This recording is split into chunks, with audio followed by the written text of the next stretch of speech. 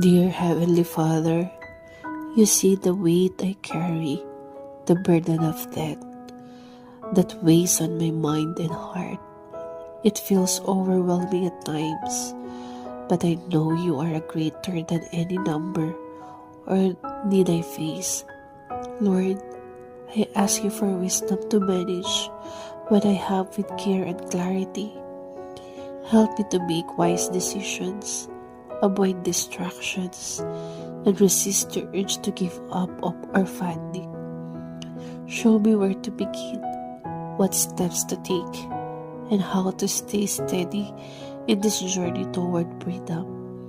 Please bless my income, stretch every peso, and provide opportunities to grow financially. Calm my anxious thoughts and remind me that I am not alone. You are my provider and sustainer. Give me discipline to stay committed, the patience to trust the process, and the faith believe that even in this, you are working for my good.